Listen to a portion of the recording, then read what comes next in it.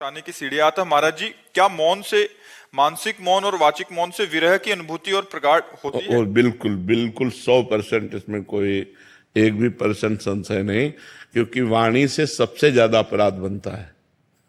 हंसी मजाक, झूठ बोलना, कई तरह की ऐसी बातें होती हैं जो हमारे वाणी से अपराध बन जाते हैं। और वाणी का बहुत बड़ा प्रभाव पड़ता है। अब जैसे हम वाणी से मौन हैं तो वो धीरे धीरे मन पर भी प्रभाव पड़ने लगता है। आप देखो कुछ दिन मौन, जैसे आप हैं तो बोलने की जैसे तो एक उदासी छा जाएगी कि अब बोल सकते नहीं, तो फिर एकांत का मन करेगा कि हम किसी से मिले ना, किसी से जुले ना। पर जैसे जिसका व्यापार है या नौकरी है या अन्य साधनों में रत है और साधनरत है, तो मतलब विचार मौन रहना चाहिए।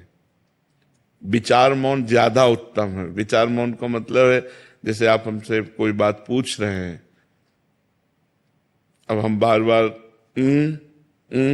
अब पूरी मनोशक्ति लग रही हो, आप समझ नहीं पा रहे, हम समझाना चाह रहे, तो हमारे अंदर चिड़चिड़ापन आ जाएगा।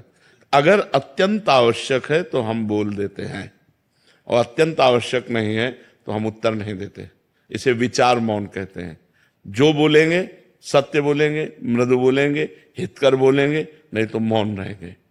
साधक जो गृहस्थी में है उसे जड़ मौन ना लेकर विचार मौन उत्तम रहेगा, क्योंकि परिवार है, गृह कार्य है। अच्छा, संत वेश में क्या है कि अब हम आज से नहीं बोलना चाहते, तुम्हारे ऊपर किसी का अधिकार नहीं, आप हमें नहीं बुलवा सकते।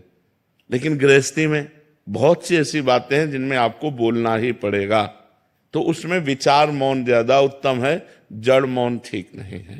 तो विचार मौन के द्वारा भी वही गति प्राप्त की जा सकती है। वाणी का सद्व्यवहार परमार्थ को पुष्ट करता है, या वाणी का मौन, दोनों पुष्ट करते हैं।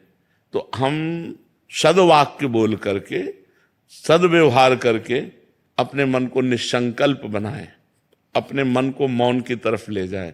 मन को मौन की, मन का संकल्प रहित हो जाना ही सच्चा मौन है। तो इसके लिए वाणी का मौन सहयोगी है, पक्का सहयोगी, क्योंकि अपने लोगों ने इसका आश्रय लिया है, इसका सहारा लिया है, आज भी है। शाम टाइम हमको, इस समय तो हमारा ये सेवा रहती है, इसके बाद फिर हम कोशिश करते हैं कि हमें मौन ही रहना पड़े। इशारे से बात कर ली, जैसे कोई बात है कि आप अगर बहुत बोलना हुआ तो 2 शब्दों में बोल दिया, यानी शांत अपने सुमिरन चिंतन में। तो ऐसा है, व्यवहाररत उपासक को